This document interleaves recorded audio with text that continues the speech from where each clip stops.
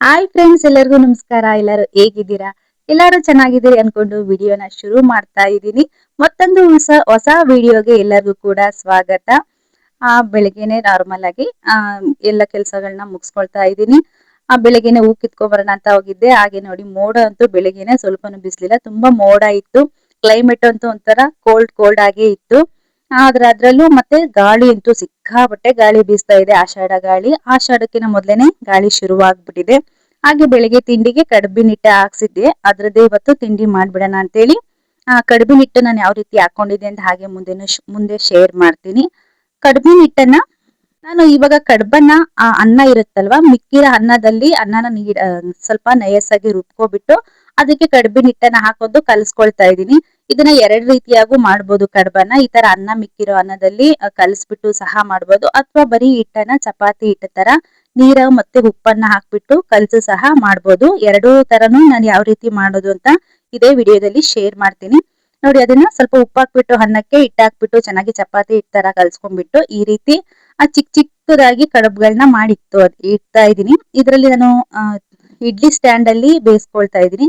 ಬೆಳಗ್ಗೆನೆ ಟೈಮ್ ಇರಲ್ಲ ಅಲ್ವಾ, ಸ್ಕೂಲ್ಗೆಲ್ಲ ಹೋಗಕ್ಕೆ ಮಕ್ಳಿಗೆ ಅರ್ಜೆಂಟ್ ಆಗ್ತಾ ಇರತ್ತೆ. ಅದಕ್ಕೋಸ್ಕರ ಈ ತರ ಇಡ್ಲಿ ಸ್ಟ್ಯಾಂಡ್ ಅಲ್ಲಿ ಇಟ್ಬಿಟ್ಟು ಒಂದ್ಸಲಿ ಬೇಯಿಸ್ಬಿಟ್ವಿ ಅಂದ್ರೆ ನಮ್ಗೆ ಎಲ್ಲರಿಗೂ ಸಹ ಸಾಕಾಗುವಷ್ಟು ಒಂದೇ ಸಲಿ ರೆಡಿ ಆಗ್ಬಿಡುತ್ತೆ. ಈ ತರ ಚಿಕ್ಕ ಚಿಕ್ಕ ಉಂಡೆಗಳನ್ನ ಮಾಡ್ಬಿಟ್ಟು ಈ ರೀತಿ ಒಂದ್ ಸ್ವಲ್ಪ ಮೀಡಿಯಂ ದಪ್ಪದಲ್ಲಿ ಈ ತರ ಇಟ್ಬಿಟ್ಟು, ಸೇಮ್ ನಾವು ಇಡ್ಲಿನ ಯಾವ ತರ ಪ್ಲೇಟ್ ನ ಸೆಟ್ ಮಾಡ್ತೀವೋ ಒಂದು ಕಡ್ಬಿ ಮೇಲೆ ಇನ್ನೊಂದು ಪ್ಲೇಟಿನ ಹೋಲ್ ಬರೋ ತರ ಈ ತರ ಇಟ್ಬಿಟ್ಟು ಇಡ್ಲಿ ಸ್ಟ್ಯಾಂಡ್ ಅಲ್ಲಿ ಇಡ್ಲಿ ಯಾವ ತರ ನೀರ್ ಹಾಕ್ಬಿಟ್ಟು ನಾವು ಬೇಯೋದಕ್ಕೆ ಇಕ್ತೀವಿ ನೋಡಿ, ಅದೇ ರೀತಿ ಬೇಯಿಸ್ಕೊಳ್ತಾ ಇದ್ದೀನಿ. ಇಡ್ಲಿ ಪಾತ್ರೆಗೆ ನೀರ್ ಹಾಕ್ಬಿಟ್ಟು ಗ್ಯಾಸ್ ಮೇಲೆ ಇಟ್ಟಿದ್ದೀನಿ. ಅದು ಸ್ವಲ್ಪ ಬಿಸಿ ಆಗಿದೆ. ಇವಾಗ ಅದರಲ್ಲೇ ಸ್ಟ್ಯಾಂಡ್ ಇಟ್ಬಿಟ್ಟು ಕ್ಯಾಪ್ ಅನ್ನ ಮುಚ್ಚುತ್ತಾ ಇದ್ದೀನಿ. ಒಂದ್ 25 ನಿಮಿಷ ಬೇಯಿಸ್ಕೊಂಡ್ಬಿಟ್ರೆ ಸಾಫ್ಟ್ ಆಗಿರುವಂತ ಕಡುಬು ರೆಡಿ ಆಗುತ್ತೆ. ಬಿಸಿ ಬಿಸಿಯಾಗಿ ಬೆಂದಿರುವ ಕಡುಬನ್ನ ಇವಾಗ ತೋರಿಸ್ತಾ ಇದ್ದೀನಿ. ತುಂಬಾನೇ ಸಾಫ್ಟ್ ಆಗಿರುತ್ತೆ. ಅದ್ರಲ್ಲೂ ನಾವು ಅನ್ನ ಕಲ್ಸಿ ಮಾಡಿಟ್ಟಿರ್ತೀವಲ್ವಾ, ಅದಕ್ಕೋಸ್ಕರ ತುಂಬಾನೇ ಸಾಫ್ಟ್ ಆಗಿ ಬಂದಿರುತ್ತೆ ಈ ತರ ಕಡುಬು. ಬರೀ ಹಿಟ್ಟಲ್ಲಿ ಮಾಡ್ಕೊಂಡ್ ತಿಂದ್ರೆ ಕೆಲವರಿಗೆ ಹೊಟ್ಟೆ ಹಿಡಿಯುತ್ತೆ ಆ ತರ ಎಲ್ಲ ಅನ್ನೋರು ಈ ರೀತಿ ಅನ್ನ ಕಲ್ಸಿ ಮಾಡ್ಕೊಂಡ್ ತಿಂದ್ರೆ ಬೇಗನೂ ಸಹ ಜೀರ್ಣ ಆಗುತ್ತೆ, ತಿನ್ನೋದಕ್ಕೂ ಅಷ್ಟೇ ರುಚಿಯಾಗಿರುತ್ತೆ. ಬಿಸಿ ಬಿಸಿ ಕಡುಬಿನ ಜೊತೆ ತುಪ್ಪ ಹಾಕೊಂಡ್ ತಿಂದ್ರೆ ತುಂಬಾನೇ ಚೆನ್ನಾಗಿರುತ್ತೆ. ಅಥವಾ ಮನೇಲಿ ಕೆಂಪು ಚಟ್ನಿ ಏನಾದ್ರು ಇತ್ತು ಅಂದ್ರೆ ಕೆಂಪು ಚಟ್ನಿನೂ ಸಹ ಸೇರಿಸಿ ತಿನ್ಬೋದು. ಇವತ್ತು ಸಹ ನಾನು ಮನೇಲಿ ಕೆಂಪು ಚಟ್ನಿ ಇತ್ತು, ಕೆಂಪು ಚಟ್ನಿ ಮತ್ತೆ ತುಪ್ಪದ ಜೊತೆನೆ ನಾವು ಸಹ ಇವತ್ತು ಬೆಳಿಗ್ಗೆ ತಿಂಡಿಗೆ ರೆಡಿ ಮಾಡ್ಕೊಂಡಿದ್ದು. ಹಾಗೆ ಕಡುಬಿನ ಹಿಟ್ಟನ್ನ ನಾನು ಯಾವ ರೀತಿ ಮಿಲ್ ಮಾಡಿಸಿದ್ದೆ, ಎಷ್ಟೆಷ್ಟು ಹಾಕಿ ಮಿಲ್ ಮಾಡಿಸಿದ್ದೆ, ಯಾವ್ಯಾವ್ದನ್ನ ಹಾಕಿದ್ದೆ ಅಂತ ಶೇರ್ ಮಾಡ್ಕೊಳ್ತಾ ಇದ್ದೀನಿ. 2 kg ಗೋಧಿಯನ್ನ ತೊಳೆದ್ಬಿಟ್ಟು ನೀಟಾಗಿ ಒಣಗಿಸಿ ಇಟ್ಟಿದ್ದೀನಿ. ಅದಕ್ಕೆ ಒಂದು 3/4 kg ಅಷ್ಟು ಅಕ್ಕಿನ ಅದನ್ನು ಸಹ ತೊಳೆದ್ಬಿಟ್ಟು ಒಣಗಿಸಿರೋಂಥದ್ದು. ಆಮೇಲೆ ಅದಕ್ಕೆ ಒಂದು 3/4 kg ಅಷ್ಟು ಉದ್ದಿನ ಬೇಳೆ ಹಾಕ್ತಾ ಇದ್ದೀನಿ. ಅರ್ಧ kg ಅಥವಾ 3/4 kg ಸೇರಿಸಿದ್ರೆ ಸಾಕಾಗುತ್ತೆ. ಅದಕ್ಕೆ ಒಂದು 3 ಹಿಡಿಯಷ್ಟು ಮೆಂತೆ ಕಾಳನ್ನ ಹಾಕೊಳ್ತಾ ಇದೀನಿ ನಾನು. ನೀವು ಬೇಕು ಅಂದ್ರೆ ಸ್ವಲ್ಪ ಜಾಸ್ತಿನೂ ಸಹ ಸೇರಿಸ್ಕೋಬಹುದು. ಆಮೇಲೆ ಇದ್ರಲ್ಲಿ ಕಡುಬು ಅಷ್ಟೇ ಅಲ್ದೇನೆ ನಾವು ಯಾವ ರೀತಿ ರಾಗಿ ಮುದ್ದೆ ಮಾಡ್ತೀವಿ ನೋಡಿ, ಅದೇ ರೀತಿ ಇದ್ರಲ್ಲಿ ಮುದ್ದೆ ಮಾಡ್ಕೊಂಡ್ಬಿಟ್ಟು ತುಪ್ಪ ಹಾಕೊಂಡು ಸಹ ತಿಂದ್ರೆ ತುಂಬಾನೇ ಚೆನ್ನಾಗಿರುತ್ತೆ. ನಮ್ ಕಡೆ ಎಲ್ಲ ಇದನ್ನ ಬಾಣೆತನ ಮಾಡ್ತಾರಲ್ವಾ, ಆವಾಗ ಸಹ ಈ ರೀತಿ ಮಾಡ್ಕೊಡ್ತಾರೆ. ಅಥವಾ ಮೆಚೆಡ್ ಆದಂತ ಹೆಣ್ಮಕ್ಳಿಗೆ ಮತ್ತೆ ಪ್ರೆಗ್ನೆಂಟ್ ಇರುವಂತ ಹೆಣ್ಮಕ್ಳಿಗೆ ಎಲ್ಲ ಸಹ ಇದನ್ನ ಮಾಡ್ಕೊಡ್ತಾರೆ. ತುಂಬಾನೇ ಹೆಲ್ದಿ ಆಗಿರುತ್ತೆ ಅಂತ ಹೇಳಿ, ಮತ್ತೆ ಅಷ್ಟೇ ಇದು ಸೊಂಟಕ್ಕೂ ಸಹ ಶಕ್ತಿ ಸಿಗುತ್ತೆ ಅಂತ ಹೇಳ್ತಾರೆ ಈ ತರ ಮಾಡ್ಕೊಂಡು ತಿನ್ನೋದ್ರಿಂದ. ಇದನ್ನ ಸ್ವಲ್ಪ ಚಳಿಗಾಲ ಅಥವಾ ಮಳೆಗಾಲದಲ್ಲಿ ಮಾಡ್ಕೊಂಡು ತಿಂದ್ರೆ ತುಂಬಾನೇ ಚೆನ್ನಾಗಿರುತ್ತೆ. ಚಳಿಯಲ್ಲಿ ಬಿಸಿ ಬಿಸಿ ಈ ರೀತಿ ಮಾಡ್ಕೊಂಡು ತಿಂದ್ರೆ ತುಂಬಾನೇ ರುಚಿಯಾಗಿರುತ್ತೆ. ಇವಾಗ ಅಕ್ಕಿ ಮತ್ತೆ ಗೋಧಿ, ಮೆಂತೆ, ಉದ್ದಿನ ಬೇಳೆ ಎಲ್ಲವನ್ನ ಸೇರಿಸ್ಬಿಟ್ಟು ನೀಟಾಗಿ ಮಿಕ್ಸ್ ಮಾಡ್ಕೊಳ್ತಾ ಇದ್ದೀನಿ. ನೀಟಾಗಿ ಮಿಕ್ಸ್ ಮಾಡ್ಕೊಂಡ್ಬಿಟ್ಟು ಇದನ್ನ ಮಿಷನ್ನಲ್ಲಿ ಇದನ್ನ ನುಣ್ಣಗೆ ಈ ರೀತಿ ಹಿಟ್ಟನ್ನ ಹಾಕ್ಸ್ಕೋಬೇಕು. ನಯಸ್ಸಾಗಿ ಚಪಾತಿ ಹಿಟ್ಟು ಯಾವ ಇರುತ್ತೆ ನೋಡಿ, ಆ ರೀತಿ ಹಾಕ್ಸ್ಕೋಬೇಕು. ಹಾಕ್ಸ್ಬಿಟ್ಟು ಇವಾಗ ಜಲ್ದಿ ಹಿಡಿದು ನಾನು ಒಂದು ಡಬ್ಬಕ್ಕೆ ಹಾಕಿಟ್ಕೊಂಡಿದೀನಿ. ಇವಾಗ ನಾರ್ಮಲ್ ಆಗಿ ಬರೀ ಹಿಟ್ಟನ್ನ ಕಲ್ಸಿ ಯಾವ ರೀತಿ ಬಟ್ಲು ಕಡುಬು ಮಾಡ್ಕೋಬಹುದು ಅಂತ ತೋರಿಸ್ತಾ ಇದ್ದೀನಿ. ಹಿಟ್ಟು ಹಾಕೊಂಡ್ಬಿಟ್ಟು ಅದಕ್ಕೂ ಸಹ ಸ್ವಲ್ಪ ರುಚಿಗೆ ತಕ್ಕಷ್ಟು ಉಪ್ಪನ್ನ ಹಾಕಿದೀನಿ. ಕಡುಬಿನ ಹಿಟ್ಟಿಗೆ ನಾವು ಮಾಮೂಲಿ ಚಪಾತಿ ಹಿಟ್ಟಿಗೆ ಹಾಕೋದಕ್ಕಿಂತ ಒಂದ್ ಸ್ವಲ್ಪ ಉಪ್ಪನ್ನ ಜಾಸ್ತಿ ಹಾಕಿದ್ರೆ ಚೆನ್ನಾಗಿರುತ್ತೆ ರುಚಿ. ಎಷ್ಟು ಬೇಕು ಅಷ್ಟು ನೀರನ್ನ ಸೇರಿಸ್ಬಿಟ್ಟು ನಾವು ಚಪಾತಿ ಹಿಟ್ಟನ್ನ ಯಾವ ರೀತಿ ಕಲಿಸ್ತೀವಿ ಅದೇ ರೀತಿಯಾಗಿ ಕಲ್ಸ್ಕೊಳ್ಬೇಕು. ತುಂಬಾನೇ ತೆಳುವು ಕಲ್ಸ್ಬಾರ್ದು, ತುಂಬಾನು ಗಟ್ಟಿ ಕಲ್ಸ್ಬಾರ್ದು. ಈ ರೀತಿ ಸ್ವಲ್ಪ ಸ್ವಲ್ಪ ನೀರನ್ನ ಹಾಕ್ಬಿಟ್ಟು ಹದವಾಗಿ ಕಲ್ಸ್ಬಿಟ್ಟು ನಾವು ಅನ್ನ ಸೇರ್ಸಿದಂತ ಕಡುಬಿನ ಹಿಟ್ಟನ್ನ ತಕ್ಷಣ ಮಾಡ್ಕೊಂಡ್ ತಿನ್ಬೋದು. ಆದ್ರೆ ಈ ತರ ಪ್ಲೈನ್ ಆಗಿ ಬರೀ ಹಿಟ್ಟನ್ನ ಕಲ್ಸಿಟ್ಟು ಮಾಡ್ತೀವಿ ಅಂದ್ರೆ ಒಂದ್ ಅರ್ಧ ಗಂಟೆ ಮುಂಚೆ ಕಲ್ಸಿಟ್ಬಿಡ್ಬೇಕು. ಹಿಟ್ಟು ಚೆನ್ನಾಗಿ ನೆನಿಬೇಕಾಗುತ್ತೆ. ಹಿಟ್ಟು ಚೆನ್ನಾಗಿ ನೆಂದಾಗ ಕಡುಬುಗಳು ಸ್ವಲ್ಪ ಸಾಫ್ಟ್ ಆಗಿ ಬರುತ್ತೆ. ಅಥವಾ ಇದಲ್ದೇನೆ ಇದಿಷ್ಟೆಲ್ಲ ಮಾಡ್ಕೊಂತ ಕೂತ್ರೆ ಟೈಮ್ ಇರಲ್ಲ ಅಥವಾ ಇದೆಲ್ಲ ಮಾಡೋದಕ್ ಆಗಲ್ಲ ಅನ್ನೋರು ಮಾಮೂಲಿ ನಾವು ಮುದ್ದೆ ಯಾವ ರೀತಿ ಮಾಡ್ತೀವಿ ನೋಡಿ, ಇದೇ ಹಿಟ್ಟಲ್ಲಿ ಮುದ್ದೆಯನ್ನ ಮಾಡ್ಬಿಟ್ಟು ಬಿಸಿ ಬಿಸಿ ಮುದ್ದೆಗೆ ತುಪ್ಪ ಹಾಕೊಂಡು ಸಹ ತಿನ್ಬೋದು. ಅಥವಾ ತುಪ್ಪ ಏನಾದ್ರು ಇಷ್ಟ ಆಗಲ್ಲ ಅಥವಾ ತುಪ್ಪ ಏನಾದ್ರು ತಿನ್ನಲ್ಲ ಅನ್ನೋಂಥವ್ರು ಸಾಂಬಾರ್ ಜೊತೆನೂ ಸಹ ತಿನ್ಬೋದು. ಇವಾಗ ನಾನು ಇದನ್ನ ಪಾತ್ರೆಯಲ್ಲಿ ಬೇಯಿಸ್ತಾ ಇದ್ದೀನಿ. ಒಂದು ಪಾತ್ರೆಗೆ ಒಂದು ಕಾಲ್ ಭಾಗದಷ್ಟು ನೀರನ್ನ ಹಾಕ್ಬಿಟ್ಟು, ಈ ತರ ಜರಡಿ ಇರುತ್ತಲ್ವಾ ಮನೇಲಿ, ಸೋರಕ ಜರಡಿ, ಅಥವಾ ಇದು ನಾನು ಕಡುಬು ಬೇಸಕ್ಕೆ ಅಂತಾನೆ ತಗೊಂಡಿರೋಂತ ಪ್ಲೇಟ್ಗಳು.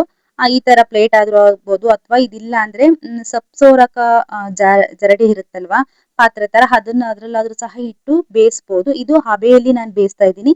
ಇಲ್ಲ ಅಂದ್ರೆ ನೀವು ಒಂದು ಪಾತ್ರೆಯಲ್ಲಿ ನೀರ್ ಇಟ್ಬಿಟ್ಟು ಅದ್ರ ಮೇಲೆ ಒಂದು ಬಟ್ಟೆಯನ್ನ ನೀಟಾಗಿ ಪೂರ್ತಿ ಕಂಠಕ್ಕೆ ಕಟ್ಬಿಟ್ಟು ಅದ್ರ ಮೇಲೂ ಸಹ ತೆಳುವಾಗಿ ಚಪಾತಿ ತರ ಉದ್ಬಿಟ್ಟು ಅದ್ರ ಮೇಲೂ ಸಹ ಬೇಯಿಸ್ಕೋಬಹುದು ಹಬೆಯಲ್ಲಿ.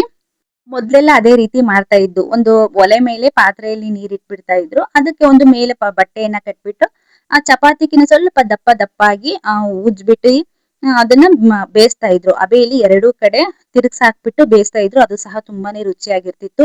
ಇವಾಗೆಲ್ಲ ಅಷ್ಟೆಲ್ಲ ಮಾಡ್ಕೊಂತ ಕುತ್ಕೊಳಕ್ಕೆ ಟೈಮ್ ಇರಲ್ಲ. ಹಾಗೆ ಮೊದ್ಲು ತರ ನಮ್ಗೆ ಇವಾಗ ಒಲೆನೂ ಇರಲ್ಲ ಅಲ್ವಾ, ಗ್ಯಾಸ್ ಆಗೋದ್ರಿಂದ ಬೇಯಿಸೋದಕ್ಕೂ ಸಹ ತುಂಬಾನೇ ಟೈಮ್ ಹಿಡಿಯುತ್ತೆ ಅಂತೇಳಿ ಈ ತರ ಒಂದೇ ಸಲಿ ಈಸಿಯಾಗಿ ಯಾವ ರೀತಿ ಮಾಡ್ಬೋದು ಆ ರೀತಿ ಮಾಡ್ಕೊಂಡ್ರೆ ಕೆಲ್ಸಾನು ಈಸಿ ಆಗುತ್ತೆ. ಹಾಗೆ ಬೆಳಿಗ್ಗೆನೆ ಬೇಗ ಸ್ಕೂಲ್ಗೆ ಹೋಗೋ ಮಕ್ಳಿಗೂ ಸಹ ಬೇಗನೆ ರೆಡಿ ಮಾಡ್ಕೊಡ್ಬೋದು. ಇವಾಗ ಹಿಟ್ಟನ್ನ ಚಿಕ್ಕ ಚಿಕ್ಕ ಉಂಡೆಗಳನ್ನಾಗಿ ಈ ರೀತಿ ನೋಡಿ ನಾರ್ಮಲ್ ಆಗಿ ಈ ತರ ಬಟ್ಟೆ ತರ ಮಾಡ್ಬಿಟ್ಟು ನಾನು ಬೇಯಿಸ್ಕೊಳ್ತಾ ಇದೀನಿ. ಇದ್ರಲ್ಲಿ ಹಾಗೆ ಡೈರೆಕ್ಟ್ ತುಪ್ಪ ಹಾಕೊಂಡು ತಿನ್ನೋದಕ್ಕೆ ಚೆನ್ನಾಗಿರುತ್ತೆ ಅಂತ. ಚಿಕ್ಕ ಚಪಾತಿ ಹಿಟ್ಟು ಅಷ್ಟಲ್ಲ, ಒಂದು ಚಪಾತಿ ಹಿಟ್ಟಲ್ಲಿ ಒಂದು ಚಪಾತಿ ಹಿಟ್ಟು ಮಾಡಕ್ ತಗೊಂಡಿರೋಂತ ಉಂಡೆಲಿ ಒಂದು 2 ಉಂಡೆಗಳನ್ನ ಮಾಡ್ಕೊಂಡ್ರೆ ಸಾಕಾಗುತ್ತೆ, ಚಿಕ್ಕ ಚಿಕ್ಕದಾಗಿ ಚೆನ್ನಾಗಿ ಬರುತ್ತೆ. ಈ ರೀತಿ ಬಟ್ಲು ತರ ಮಾಡ್ಬಿಟ್ಟು ಇಟ್ಟು ಬೇಯಿಸ್ತಾ ಇದೀನಿ. ಅಥವಾ ಈ ತರ ಬಟ್ಲು ತರ ಬೇಡ ಅಂದ್ರೆ ಹಾಗೆ ಚಿಕ್ಕ ಚಿಕ್ಕದಾಗಿ ಇಡ್ಲಿ ಸೈಜ್ ಅಲ್ಲಿ ಚಿಕ್ಕ ಚಿಕ್ಕದಾಗಿ ಈ ರೀತಿ ತೊಟ್ಬಿಟ್ಟು ಸಹ ಇಡ್ಬೋದು. ಅಥವಾ ನಿಮ್ಗೆ ಯಾವ ರೀತಿ ಬೇರೆ ಶೇಪ್ ಬೇಕಾಗುತ್ತೋ ಆ ತರ ಡಿಸೈನ್ ಮಾಡಿ ಕೂಡ ಈ ತರ ಇಟ್ಬಿಟ್ಟು ಹಬೆಯಲ್ಲಿ ಬೇಯಿಸ್ಕೋಬಹುದು. ನಮ್ಮನೇಲಂತೂ ಮಕ್ಕಳಿಗೆ ಈ ತರ ಕಡುಬು ತುಂಬಾನೇ ಇಷ್ಟ ಆಗುತ್ತೆ. ನಾನು ಜಾಸ್ತಿ ಅನ್ನ ಏನಾದ್ರು ಮಿಕ್ಕಿತ್ತು ಅಂದ್ರೆ ಅನ್ನ ಕಲ್ಸ್ಬಿಟ್ಟು ಮಾಡ್ಕೊಡ್ತೀನಿ. ಅಥವಾ ಟೈಮ್ ಇತ್ತು ಅಂದ್ರೆ ಈ ರೀತಿ ಹಿಟ್ಟನ್ನ ಕಲ್ಸ್ಬಿಟ್ಟು ಒಂದು ಹಾಫ್ ಅನ್ ಅವರ್ ನೆನೆಯಕ್ ಇಟ್ಬಿಟ್ಟು ಈ ತರ ಕಡುಬನಾದ್ರೂ ಸಹ ಮಾಡ್ಕೊಡ್ತೀನಿ. ಎರಡು ಸಹ ತಿನ್ನೋದಕ್ಕೆ ಚೆನ್ನಾಗಿರುತ್ತೆ. ಈ ರೀತಿ ನೋಡಿ ಈ ತರ ಬಟ್ಲೆ ತರ ಎಲ್ಲವನ್ನು ರೆಡಿ ಮಾಡ್ಬಿಟ್ಟು ನೀರು ಸಹ ಇವಾಗ ಕಾದಿದೆ. ಆ ನೀರಿನ ಮೇಲೆ ಡೈರೆಕ್ಟ್ ಆಗಿ ಈ ತರ ಪ್ಲೇಟ್ ನ ಇಟ್ಬಿಟ್ಟು ಮೇಲೆ ಅದ್ರ ಮೇಲೆ ಇನ್ನೊಂದು ಪ್ಲೇಟ್ ಅನ್ನ ಮುಚ್ಬಿಟ್ಟು ಇದನ್ನು ಸಹ ಒಂದು 20-25 ನಿಮಿಷ ಬೇಯಿಸ್ಕೋಬೇಕು. ಅದು ಮುಟ್ಟಿ ನೋಡಿದಾಗ ನಮ್ಗೆ ಸಾಫ್ಟ್ ಆಗಿ ಹಾಗೆ ಕೀಳೋದಕ್ಕೆ ಬರ್ತಾ ಇರ್ಬೇಕು, ಅವಾಗ ಅದು ಬೆಂದಿದೆ ಅಂತೇಳಿ. ಮತ್ತೆ ನೆಕ್ಸ್ಟ್ ಇನ್ನೊಂದು ಟ್ರಿಪ್ಗೂ ಸಹ ಈ ತರ ರೆಡಿ ಮಾಡಿಟ್ಟಿದೀನಿ. ಪಾತ್ರೆಯಲ್ಲಿ ನೀರ್ ಏನಾದ್ರು ಕಮ್ಮಿ ಆಗಿತ್ತು ಅಂದ್ರೆ ಮತ್ತೆ ಇನ್ನೊಂದ್ ಸ್ವಲ್ಪ ನೀರನ್ನ ಸೇರಿಸ್ಬಿಟ್ಟು ನಾವು ಬೇಯೋದಕ್ಕೆ ಇಡ್ಬೇಕಾಗುತ್ತೆ. ಯಾಕೆಂದ್ರೆ ಹಬೆಯಲ್ಲಿ ಬೇಯಿಸ್ಬೇಕಾದ್ರೆ ನೀರು ಸಹ ಹಬೆಯಲ್ಲಿ ಹಾಗೆ ಖಾಲಿ ಆಗ್ತಾ ಹೋಗಿರುತ್ತೆ. ಈ ತರ ಇನ್ನೊಂದ್ ಸ್ಟೆಪ್ ಸಹ ಇಟ್ಬಿಟ್ಟು ಹೀಗೆ ಬೇಯಿಸ್ಕೊಳ್ತಾ ಇದ್ದೀನಿ. ಈ ತರ ಇವತ್ತಿನ ತಿಂಡಿ ಇದಾಗಿತ್ತು ಫ್ರೆಂಡ್ಸ್. ಇವತ್ತು ಬೆಳಿಗ್ಗೆ ತಿಂಡಿ ಈ ತರ ಕಡುಬನ್ನ ಮಾಡ್ಬಿಟ್ಟು ಎಲ್ಲ ತಿಂಡಿ ಕೊಟ್ಟಾಯ್ತು. ಹಾಗೆ ಸ್ವಲ್ಪ ಜೊತೆ ತಿಂಡಿ ಜೊತೆ ತಿನ್ನಕ್ಕೆ ಕಲ್ಲಂಗಡಿ ಹಣ್ಣಿತ್ತು ಮನೇಲಿ, ಅದನ್ನು ಸಹ ಈ ರೀತಿ ಕಟ್ ಮಾಡಿಟ್ಟಿದ್ದೆ. ಇವತ್ತು ಷಷ್ಠಿ ಇರೋದ್ರಿಂದ ಬೆಳಗ್ಗೆನೆ ಸಿಂಪಲ್ ಆಗಿರೋ ಒಂದು ತಿಂಡಿಯನ್ನ ರೆಡಿ ಮಾಡಿದ್ದೆ ನಾನು. ಹಾಗೆ ಷಷ್ಠಿ ಪೂಜೆಗೂ ಸಹ ಕೊಟ್ಟಿದ್ವಿ, ಪೂಜೆಗೂ ಸಹ ಹೋಗ್ಬೇಕಾಗಿತ್ತು. ಹಾಗೆ ಪೂಜೆಗೂ ಹೋದ್ವಿ. ಪೂಜೆ ಎಲ್ಲ ಹೇಗಾಯ್ತು ಅಂತಾನು ಸಹ ಶೇರ್ ಮಾಡ್ಕೊಳ್ತಾ ಇದ್ದೀನಿ. ಇದೆಲ್ಲ ಮನೆಯದೆಲ್ಲ ಕೆಲಸ ಮುಗಿಸ್ಬಿಟ್ಟು ಮನೇಲೂ ಸಹ ಪೂಜೆ ಎಲ್ಲ ಮುಗಿಸ್ಬಿಟ್ಟು ಪೂಜೆಗೂ ಸಹ ಷಷ್ಠಿ ಪೂಜೆ ಕೊಟ್ಟಿದ್ವಿ ಅಂತ ಹೇಳಿದ್ನಲ್ಲ, ಅಲ್ಲಿಗೂ ಸಹ ಹೋಗ್ಬಿಟ್ಟು ಅದನ್ನು ಸಹ ಮುಗಿಸ್ಕೊಂಡ್ ಬಂದ್ವಿ. ಫಸ್ಟ್ ಈ ರೀತಿ ಮೊದಲು ಹಾಲಿನ ಅಭಿಷೇಕ ಮಾಡಿದ್ರು, ಆಮೇಲೆ ಹಾಲು ಮತ್ತೆ ಮೊಸರು, ಆಮೇಲೆ ಸಹ ಜೇನುತುಪ್ಪ, ಈ ತರ ಗಂಧ, ಅರಿಶಿನ, ಕುಂಕುಮ ಎಲ್ಲಾದ್ರೂ ಸಹ ಅಭಿಷೇಕವನ್ನ ಮಾಡಿದ್ರು. ತುಂಬಾನೇ ಚೆನ್ನಾಗಿತ್ತು ನೋಡೋದಕ್ಕೆ. ಷಷ್ಠಿ ಪೂಜೆ ಇತ್ತಲ್ವಾ, ಹಾಗಾಗಿ ನಾಗರಕಲ್ ಹತ್ರ ಇವತ್ತು ಕೊಟ್ಟಿದ್ದಂಥದ್ದು ಪೂಜೆಗೆ. ತುಂಬಾನೇ ಪೂಜೆ ಅಂತೂ ಚೆನ್ನಾಗಾಯ್ತು. ಸಮಾಧಾನವಾಗಿ ಕೂತ್ಕೊಂಡ್ಬಿಟ್ಟು ಎಲ್ಲ ಅಭಿಷೇಕಗಳನ್ನು ಸಹ ಎಲ್ಲ ನೋಡ್ಕೊಂಡು ಪೂಜೆನು ಸಹ ಎಲ್ಲ ಮುಗಿಸ್ಕೊಂಡ್ ಬರೋದ್ರೊಳಗೆ ಮಧ್ಯಾಹ್ನನೇ ಆಯ್ತು ಮನೆಗೆ. ಸುಬ್ರಹ್ಮಣ್ಯನ್ಗೆ ಷಷ್ಠಿ ಪೂಜೆ ತುಂಬಾನೇ ವಿಶೇಷವಾಗಿರುತ್ತಲ್ವಾ, ಹಾಗಾಗಿ ಸಾಮಾನ್ಯವಾಗಿ ನಾನು ಷಷ್ಠಿ ಟೈಮ್ ಅಲ್ಲಿ ಈ ತರ ಒಂದೊಂದ್ಸಲಿ ಪೂಜೆಗೆ ಕೊಡ್ತಾ ಇರ್ತೀನಿ. ಅಥವಾ ಸುಬ್ರಹ್ಮಣ್ಯ ದೇವಸ್ಥಾನ ಎಲ್ಲಾದ್ರೂ ಹತ್ರ ಇತ್ತು ಅಂದ್ರೆ ಅಲ್ಲೇ ಸುಬ್ರಹ್ಮಣ್ಯನ ದೇವಸ್ಥಾನಕ್ಕೂ ಸಹ ಹೋಗ್ಬಿಟ್ಟು ಬರ್ತಾ ಇರ್ತೀನಿ. ಇನ್ನೇನು ಆಷಾಢ ಮಾಸ ಶುರುವಾಗ್ತಾ ಇದೆ. ಆಷಾಢ ಶುರುವಾದ್ರೆ ಮತ್ತೆ ಆಷಾಢ ಶುಕ್ರವಾರಗಳು ಎಲ್ಲ ಸಹ ವಿಶೇಷವಾಗಿ ಇರುತ್ತೆ ಎಲ್ಲಾ ದೇವಸ್ಥಾನಗಳಲ್ಲೂ ಸಹ. ಅದರಲ್ಲೂ ಹೆಣ್ಣು ದೇವರುಗಳ ದೇವಸ್ಥಾನಗಳಂತೂ ತುಂಬಾನೇ ವಿಶೇಷವಾಗಿ ಅಲಂಕಾರಗಳು, ಪೂಜೆಗಳು ಸಹ ಎಲ್ಲ ಇರುತ್ತೆ. ಗಂಧದ ಅಲಂಕಾರ ಮತ್ತೆ ಕುಂಕುಮದ ಅಲಂಕಾರ ಮತ್ತೆ ವಿಭೂತಿ ಅಲಂಕಾರ ಎಲ್ಲದ ಅಭಿಷೇಕಗಳನ್ನ ಮಾಡಿದ್ರು. ನಾನು ಕೆಲವೊಂದು ಕ್ಲಿಪ್ಪಿಂಗ್ಗಳನ್ನ ಮಾತ್ರ ತಗೊಂಡಿದ್ದೆ. ಈ ರೀತಿ ಎಲ್ಲಾ ತರ ಮಾಡ್ಬಿಟ್ಟು ಎಲ್ಲ ಅಭಿಷೇಕವನ್ನ ಮಾಡ್ಬಿಟ್ಟು ಆಮೇಲೆ ಈ ತರ ದೇವ್ರಿಗೆಲ್ಲ ಅಕ್ಷತೆ ಮತ್ತೆ ದೇವ್ರನ್ನ ಎಲ್ಲ ಅಭಿಷೇಕ ಎಲ್ಲ ಮುಗಿದ್ಮೇಲೆ ಈ ರೀತಿ ಅಲಂಕಾರ ಮಾಡಿದ್ರು. ಆಮೇಲೆ ಅಕ್ಷತೆ ಹೂವು ಸಹ ಎಲ್ಲ ಕೊಟ್ಟಿದ್ರು. ಅದನ್ನು ಸಹ ಪ್ರೋಕ್ಷಣೆ ಮಾಡಿಬಿಟ್ಟು ಮಹಾಮಂಗಳಾರತಿನೂ ಸಹ ಆಯ್ತು. ಆಮೇಲೆ ಸಹ ಪ್ರಸಾದ ತಗೊಂಡು ಬಂದಿದ್ದಾಯ್ತು. ಇವತ್ತಿನ ವಿಡಿಯೋ ಇದಾಗಿತ್ತು ಫ್ರೆಂಡ್ಸ್. ಯಾರೆಲ್ಲ ವಿಡಿಯೋ ನೋಡ್ತಾ ಇದ್ದೀರಿ ಪ್ಲೀಸ್ ಲೈಕ್ ಮಾಡಿ, ಶೇರ್ ಮಾಡಿ, ಸಬ್ಸ್ಕ್ರೈಬ್ ಮಾಡಿ.